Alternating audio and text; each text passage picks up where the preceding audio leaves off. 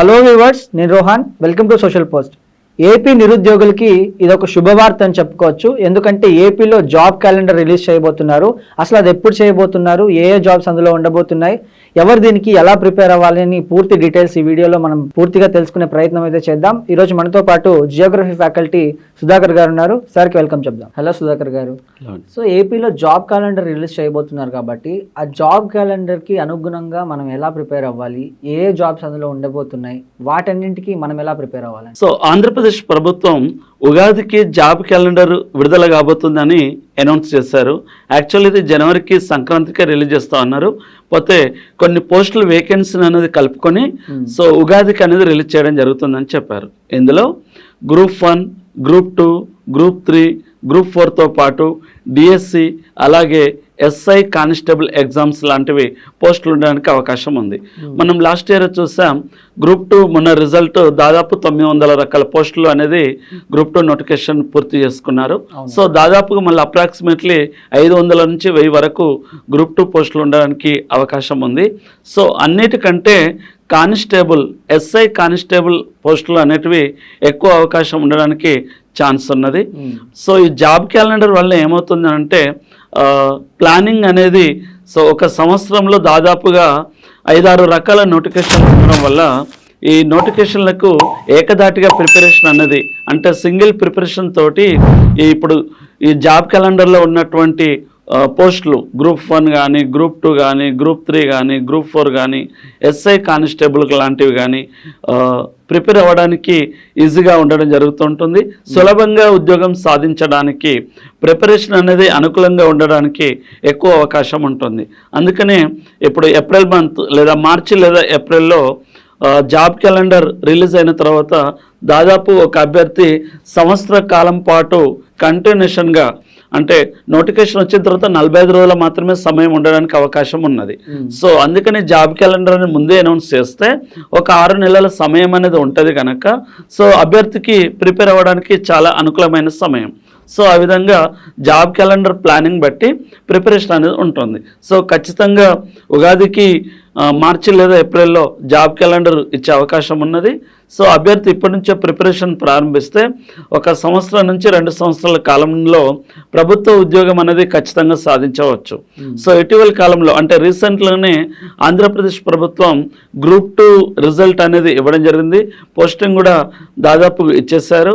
So వీళ్ళు చూసినట్లయితే గత సంవత్సరంలో అంటే తక్కువ సమయంలోనే నోటిఫికేషన్ ఇచ్చిన తర్వాత 3 నెలల సమయంలోనే ఎగ్జామ్స్ పెట్టింది, రిజల్ట్ మాత్రం ఇవ్వడం జరిగింది.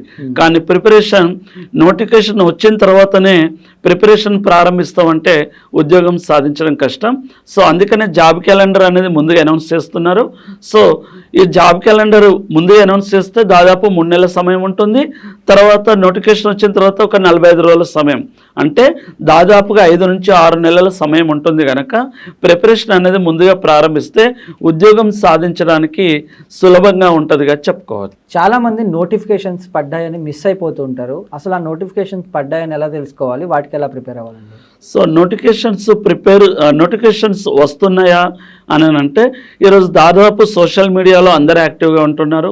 వాట్సాప్ ఛానల్లో కానీ, యూట్యూబ్ ఛానల్లో కానీ సో నోటిఫికేషన్ల మీద అవేర్నెస్ ప్రోగ్రామ్స్ పెడుతున్నారు. నోటిఫికేషన్లు ఎప్పుడు గవర్నమెంట్ రిలీజ్ చేస్తే వెంటనే అన్ని వాట్సాప్ ఛానల్లో కానీ వాట్సాప్ గ్రూప్లలో వస్తున్నాయి.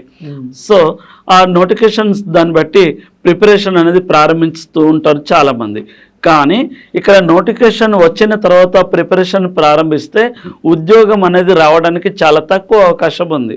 ఎందుకంటే నోటిఫికేషన్ వచ్చిన తర్వాత ఎగ్జామ్ 4 నుంచి 45 రోజుల నుంచి లేదా 2 నెలల సమయంలోపే ఎగ్జామ్స్ పెట్టడం జరుగుతుంది. కానీ మనకి ఇక్కడ ఉన్నటువంటి సిలబస్ ఒకసారి ప్రిపేర్ అవ్వడానికే దాదాపు 6 నెలల సమయం పడుతుంది. ఒక్క అభ్యర్థి మరి ఎక్కువగా సార్లు చదువుతూనే గుర్తుంచుకుంటాడు. మరి 2-3 సార్లు చదవాలంటే కనీసం 6 నెలల నుంచి సంవత్సర కాలం సమయం పడుతుంది. మరి అలాంటి వ్యక్తుల కోసం మరి కనీసం 2 సంవత్సరాలు అయితే ప్రిపరేషన్కి ఉన్నట్లయితే ఉద్యోగం సాధించవచ్చు.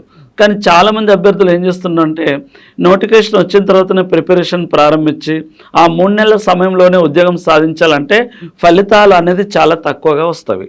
సో ప్రిపరేషన్ అనేది డెడికేటెడ్గా ఉండాలి, సుదీర్ఘ కాలమై ఉండాలి. సుదీర్ఘ కాలం అంటే ఇప్పుడు దాదాపు 2016లో కానీ 2018లో కానీ 2022లో కానీ జాబ్ మిస్ అయిన వాళ్ళు ఉన్నారు. ఎందుకంటే వాళ్ళ అర్హతను బట్టి వాళ్ళ రిజర్వేషన్ బట్టి వయస్సు అనేది ఎక్స్టెన్షన్ చేశారు కనుక సో చాలామంది ప్రిపరేషన్ అనేది లాంగ్ పీరియడ్ నుంచి ఉంటున్నారు. మరి వాళ్ళతో ప్రిపేర్ పోటీ పడాలంటే కొంచెం సుదీర్ఘకాలం లాంగ్ పీరియడ్ ఉంటేనే ప్రిపరేషన్ ఎక్కువ కాలం ఉంటే ఉద్యోగం సాధించడానికి ఎక్కువ అవకాశం ఉందిగా చెప్పుకోవచ్చండి. టైమింగ్స్ ఎలా ప్లాన్ చేసుకోవాలండి ప్రిపరేషన్కి?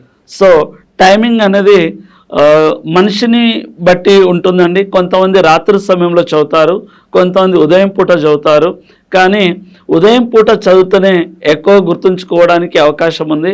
చాలామంది నైట్ అవుట్ చేయడం అనేది ఎక్కువ చేస్తూ ఉంటారు. అయితే నైట్ అవుట్ చేయడం వల్ల కంటి చూపు దెబ్బతినడం కానీ మెదడు సరిగ్గా గుర్తుంచుకోకపోవడం లాంటివి జరుగుతుంది. ఉదయం పూట అయితే మైండ్ పీస్ఫుల్గా ఉంటుంది. దాన్నే మన పురాతన కాలంలో బ్రహ్మముహూర్తం అంటున్నారు. సో ఉదయం 2 గంటలు కానీ 2:30 గంటలు కానీ 3:30 గంటలు 4 గంటల నుంచి 6-8 వరకు మార్నింగ్ 4-5 గంటలు చదివితే అది ఎక్కువగా గుర్తుంచుకోవడానికి అవకాశం ఉంటుంది.